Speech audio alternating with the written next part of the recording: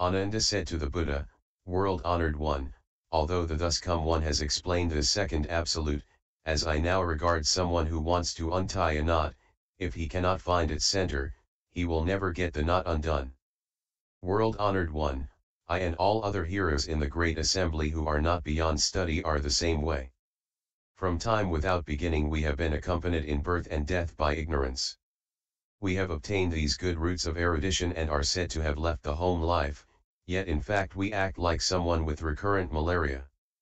I only hope, greatly compassionate one, that you will take pity on us who are sinking and drowning. What are the knots in our body and mind and how do we untie them? Your explanation will also enable future beings who are in suffering and difficulty to avoid the cycle of rebirth and keep them from falling into the three realms of existence." After saying that, he and everyone in the entire great assembly made full prostrations. He wept profusely, and with sincere anticipation awaited the unsurpassed instruction of the Buddha, the thus come one. Then the world-honored one took pity on Ananda and those in the assembly with something left to study, as well as on beings of the future who have the potential to transcend the world and to develop insight. He rubbed the crown of Ananda's head with his hand that shone with jambunate purple golden light. Instantaneously all the Buddha lands of the 10 directions quaked in 6 ways. Thus come ones as numerous as fine motes of dust, each dwelling in his respective world, emitted a precious light from the crowns of his head. At one and the same time their light went from their own countries to the Jita grove and anointed the crown of the thus come one's head. All in the assembly received unprecedented benefits. Then Ananda and everyone in the great assembly heard the thus come ones as numerous as fine motes of dust throughout the 10 directions speak to Ananda with different mouths but with a single voice. Good indeed, Ananda. You wish to recognize your innate ignorance that causes you to turn on the wheel. The origin of the knot of birth and death is simply your 6 sense organs and nothing else. You also want to understand unsurpassed Bodhi, so that you can quickly realize bliss, liberation, tranquility, and wonderful permanence. It, too, is your 6 sense organs and nothing else. Although Ananda heard those sounds of Dharma, he did not yet understand them. Bowing his head, he said to the Buddha, "How can what causes me to revolve in the cycle of birth and death and what enables me to gain bliss and wonderful eternity be the 6 sense organs in both cases and nothing else?"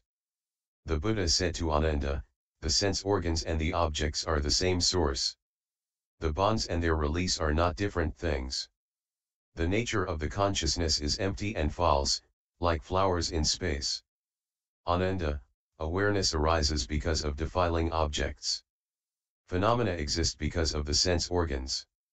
The phenomena and the perception are both devoid of their own natures. They support each other like intertwining reeds. Therefore, creating knowledge within enlightened perception is fundamental ignorance. To be devoid of perception within enlightened perception is the non-outflow true purity of nirvana. Why try to put something else in these?" Then the world-honored one, wishing to restate that meaning, spoke verses, saying, "In the true nature, conditioned things are empty. Conditions that arise are like illusions. Things unconditioned neither arise nor cease. Unreal they are, like flowers in space. To speak of the false is to reveal the true. But both the false and the true are false themselves. Since there is neither truth nor untruth, how could there be perceiver and perceived? Between the two no real nature exists, thus they are likened to entwining reeds. The knots and their release have a common cause. The sages and ordinary people's path are not to regard the nature of the intertwined, they are neither empty nor existent. Dark confusion is simply ignorance, bringing it to light is liberation. The knots must be untied successively, when the 6 are released, even the one ceases to be. Select an organ preferred for perfect penetration, enter the flow and realize proper enlightenment. Extremely subtle, the adana consciousness, makes patterns of habit that flow on in torrents. Fearing you will confuse the truth with what is not, I rarely tell you of all this. With your own mind, you grasp at your own mind, what is not illusory turns into illusion. Do not grasp and nothing will not be illusion. Since even non-illusion does not arise, how can illusory dharmas be established? This is called the wonderful lotus flower, the regal vajragem of enlightenment. In this samapatti that is likened to illusion, transcend to the level beyond learning. This Abhidharma, incomparable, is the single pathway through Nirvana's gate, taken by Bhagavans in all the 10 directions. When Ananda and the great assembly heard the unsurpassed, compassionate instruction of the Buddha, the Thus Come One, this harmonious and brilliant Gaya verse with its clear and penetrating wonderful principles, their hearts and eyes were opened, and they exclaimed that this Dharma was unprecedented. Volume 5, Part 1. Ananda put his palms together, bowed, and said to the Buddha, having heard the Buddha's unrestrained, greatly kind, true and actual expression of Dharma that is pure in nature and wonderfully eternal, I still have not understood the sequence for releasing the knot so that when the 6 are untied, the 1 is gone also. I only hope you will be compassionate, and once again empathize with this assembly and those of the future, by offering us explanation of the Dharma to wash and rinse away our deep-rooted defilements. Then, upon the lion's throne, the Thus Come One straightened his nirvana robes, arranged his samgati sash, took hold of the table inlaid with the 7 gems, reached out onto the table and picked up an exquisitely beautiful cloth given him by a god from the Suyama heaven. Then, as the assembly watched, he tied it into a knot and showed it to Ananda, asking, "What is this called?" Ananda and the great assembly answered together, "It is called a knot." Then the Thus Come One tied another knot in the beautiful cloth and asked Ananda again, "What is this called?" Ananda and the great assembly once again answered together, "It, too, is called a knot." He continued in this pattern until he had tied 6 knots in the beautiful cloth. As he made each knot, he held it up to Ananda and asked, "What is this called?" And each time Ananda and the great assembly answered the Buddha in the same way, "It is called a knot." The Buddha said to Ananda, "When I first tied the cloth, you called it a knot. Since the beautiful cloth is basically a single strip, how could you give the same answer for the second and third time?" Ananda said to the Buddha, "World-honored one, this beautiful cloth is just one piece, but the way I understand it, when the Thus Come One makes one tie, it is called a knot. If he were to make 100 ties, they would be called 100 knots. And so now that exactly 6 knots, not 5 or 7, have been tied in the cloth, why does the Thus Come One only allow me to speak of 1 knot and not of 2 or 3? The Buddha told Ananda, "You know that this precious cloth is basically one strip, but when I made 6 ties in it, you said it had 6 knots. Carefully consider the substance of the cloth, it remains unchanged except for the knots in it. What do you think? You identified the first knot I tied as number 1. Now I am ready to tie the 6th knot. Will you also call it number 1? No, world-honored one. If there are 6 knots, the 6th knot can never be called the first one. Even if I exhausted all my intelligence and eloquence in life after life, I could reverse the sequence of these 6 knots." The Buddha said, "So it is. The 6 knots are not identical. Consider their origin, they are created from the one cloth and were tied in a certain order. It would be impossible to scramble that sequence. Your 6 sense organs are also like that. From what was identical, decisive differences arise." The Buddha said to Ananda, "Assuming you did not want these 6 knots and would like there to be just one cloth, how could you achieve that end?" Ananda said, "As long as these knots remain, dispute about what they are and what they are not will arise. Their very existence will lead to such distinctions as this knot not being that knot and that knot not being this one. But if the Thus Come One were to untie them all right now, so that none remained, then there would be no this or that. There would not even be anything called 1, how much the less 6. The Buddha said, "That is also what happens when the 6 sense organs are freed, even the 1 is gone. Because from beginningless time your mind and nature have been insane and disturbed, you have created false knowledge and views. As that falseness continues to arise without respite, perception becomes weary and defilements arise. Just like the whirling flowers that appeared when the eyes grew tired of staring, these two are disturbances that arise without a cause within the tranquil, essential brightness. Everything in the world, the mountains, the rivers, the earth itself, as well as birth, death, and nirvana, is these flowers that appear because of our being turned upside down by insanity and weariness. Ananda said, this weariness is the same as these knots. How do we untie them? The thus come one took hold of the knotted cloth, pulled on its left end, and asked Ananda, is this the way to untie them? No, world-honored one. Then the Buddha pulled on the right end and again asked Ananda, is this the way to untie them? No, world-honored one. The Buddha said to Ananda, now I have pulled the cloth left and right and still have not been able to undo the knots. What method do you propose for untying them? Ananda said to the Buddha, world-honored one, you must untie the knots from their center. Then they will come undone. The Buddha said to Ananda, so it is, so it is. If you want to undo them, you have to untie them from the center. Ananda, the Buddha Dharma I explain arises from causes and conditions. But that does not imply grasping at the mixing and uniting of coarse, worldly appearances.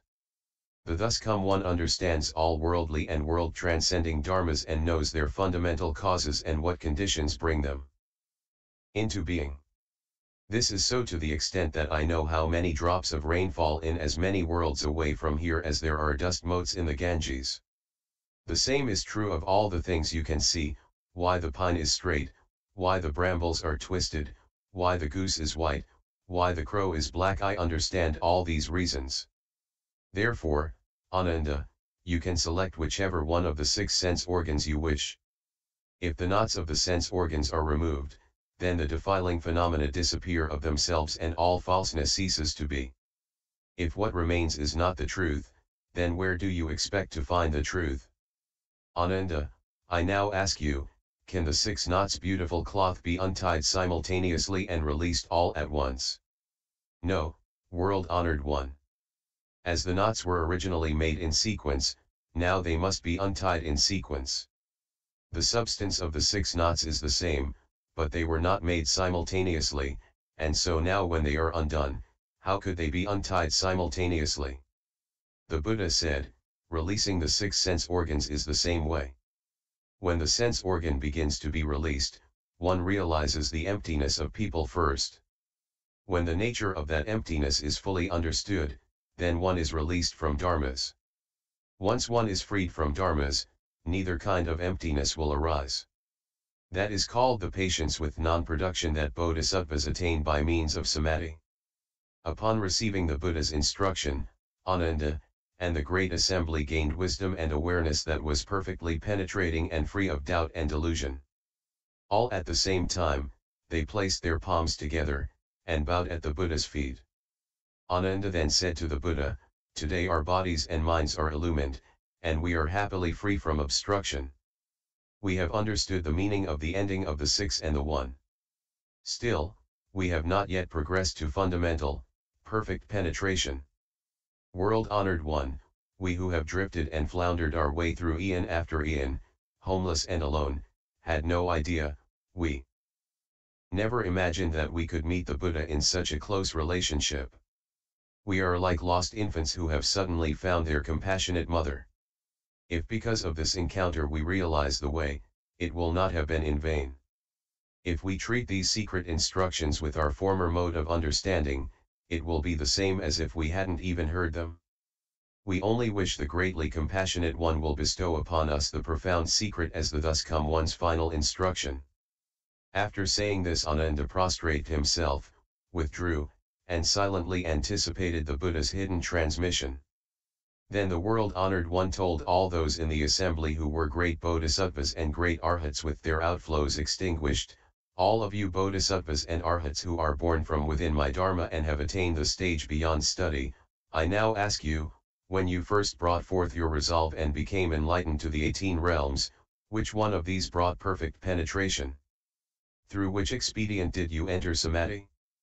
Kundanya, with the others of the first 5 bhikshus, arose from his seat, bowed at the Buddha's feet, and said to the Buddha, when I was in the deer park and the pheasant garden, I observed the thus come one immediately after his accomplishment of the way. Upon hearing the Buddha's voice, I understood the four truths. The Buddha is questioning us bhikshus. As I was the first to understand, the thus come one certified me and named me Ajnata. His wonderful sound was both secret and all-pervasive. It was through sound that I became an arhat. The Buddha asks about perfect penetration. As I have been certified to it, sound is the foremost means. Upanishad arose from his seat, bowed at the Buddha's feet, and said to the Buddha, I also saw the Buddha when he first accomplished the way. I learned to contemplate the attributes of impurity until I grew to loathe it and came to understand that the nature of all forms is unclean. Bare bones and fine dust all return to emptiness, and so both emptiness and forms are done away with. With this realization, I accomplished the path beyond study. The thus come one certified me and named me Upanishad. Objects of form came to an end, and wonderful form was both secret and all-pervasive. Thus, it was through the attributes of forms that I became an arhat. The Buddha asks about perfect penetration. As I have been certified to it, forms are the foremost means. The pure youth, exalted by fragrance, arose from his seat, bowed at the Buddha's feet, and said to the Buddha, I heard the thus come one teach me to contemplate attentively all conditioned phenomena. I then left the Buddha and dwelt quietly in a pure abode. I observed that when the bhikshus lit sinking incense, its fragrant scent quietly entered my nostrils.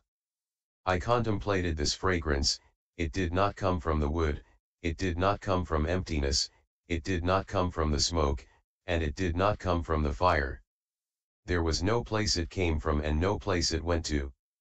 Because of that, my discriminating mind was dispelled, and I attained the absence of outflows. The thus come one certified me and called me exalted by fragrance. Defiling sense suddenly vanished, and the wonderful fragrance was both secret and all-pervasive. It was through the adornment of fragrance that I became an arhat. The Buddha asks about perfect penetration. As I have been certified to it, being exalted by fragrances are the foremost means. The two Dharma princes, Medicine King and Superior Medicine, and 500 Brahma gods in the assembly arose from their seats, bowed at the Buddha's feet, and said to the Buddha, from beginningless eons until now, we have been good doctors for the world. Our mouths have tasted many herbs, wood, metals, and stones of the Saha world, 108,000 flavors. We know in detail the bitter, sour, salty, bland, sweet, and pungent flavors, and the like, in all their combinations and inherent changes. We have a thorough knowledge of whether they are cooling or warming, poisonous or non-poisonous. While serving the thus come one we came to know that the nature of flavors is neither empty nor existent, nor of the body, or of the mind, nor apart from body or the mind. We became enlightened by discriminating among flavors. The thus come one sealed and certified us brothers and named us Bodhisattvas Medicine King and Superior Medicine. Now in the assembly we are Dharma princes who have ascended to the Bodhisattva level due to having become enlightened by means of flavors. The Buddha asks about perfect penetration. As we have been certified to it, the cause of flavors is the foremost means. Bhadrapala and 16 awakened lords who were his companions, arose from their seats, bowed at the Buddha's feet, and said to the Buddha, we first heard the Dharma and left the home life under King of Awesome Sound Buddha. Once, when it was time for the Sangha to bathe, I followed the custom and entered the bath house. Suddenly I awakened to the fact that water does not wash away the dust, nor does it cleanse the body. And in that moment I became peaceful and attained the state of there being nothing at all. To this day, I have never forgotten that experience. Having left home with the Buddha, I have advanced beyond study. The Buddha named me Bhadrapala. Wonderful touch was revealed, and I reached the level of being a disciple of the Buddha. The Buddha asks about perfect penetration. As I have been certified to it, touch is the foremost means. Mahakashyapa, Bhikkhuni Purple Golden Light and others arose from their seats, bowed at the Buddha's feet, and said to the Buddha, in a past eon in this region, I drew near to the Buddha named Sun, Moon, and Lamp, who was then in the world. I heard the Dharma from him and cultivated and studied with him. After that Buddha entered tranquility, I made offerings to his sharira and lit lamps to continue his light. Bhikkhuni purple golden light gilded the Buddha's image. From that time on, in life after life, my body has always been perfect and has shone with the purple golden light. The Bhikkhuni purple golden light, and others make up my retinue, and we all brought forth the resolve for Bodhi at the same time. I contemplated that the world's 6 sense objects change and decay, they are but empty stillness. Based on this, I cultivated tranquility. Now my body and mind can pass through hundreds of thousands of eons as though they were a finger snap. Based on the emptiness of dharmas, I accomplished arhatship. The world-honored one says that I am foremost in Buddha ascetic practices. Wonderful dharma brought me awakening and understanding, and I put an end to all outflows. The Buddha asks about perfect penetration. As I have been certified to it, dharmas are the foremost means. Aniruddha rose from his seat, bowed at the Buddha's feet, and said to the Buddha, "When I first left home, I was fond of sleeping all the time. The thus come one scolded me and said I was no better than an animal. When I heard the Buddha's scolding, I wept and upbraided myself. For 7 days I did not sleep, and I lost the sight in both my eyes. The world-honored one taught me the Vajrasamadhi of the delightful seeing, which illumines and is bright. Without using my eyes, I could contemplate the 10 directions with true and penetrating clarity, just as if I were looking at a piece of fruit in the palm of my hand.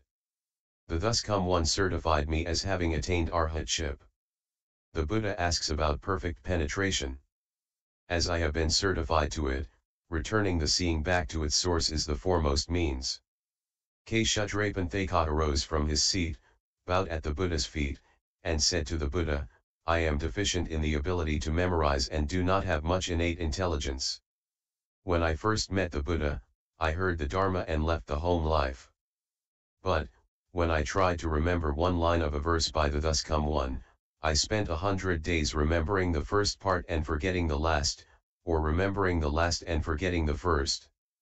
The Buddha pitied my dullness and taught me to relax and to regulate my breath. I contemplated my breath thoroughly to the subtle point in which arising, dwelling, decay, and ceasing happen in every moment. My mind suddenly attained vast non-obstruction, until my outflows were ended and I accomplished arhatship. Beneath the Buddha's seat I was sealed and certified as being beyond study." The Buddha asks about perfect penetration. As I have been certified to it, turning the breath back to emptiness is the foremost means. Gavampati arose from his seat, bowed at the Buddha's feet, and said to the Buddha, "I created an offense that resulted in mouth karma in a past eon. I slighted a shramana, and in life after life I've had this cowcut sickness. The thus come one taught me the mind-ground dharmador of the purity of a single flavor. My thoughts ended, I entered samadhi, and learned by contemplating flavors how they have no substance and are not things. As a result my mind transcended all worldly outflows. Internally my body and mind were liberated and externally I abandoned the world. I left the 3 realms of existence far behind, just like a bird released from its cage. I separated from filth and wiped out defilements, and so my dharma I became pure, and I accomplished arhatship. The thus come one personally certified me as having ascended to the stage beyond study." The Buddha asks about perfect penetration. As I have been certified to it, returning flavor and turning awareness around is the foremost means.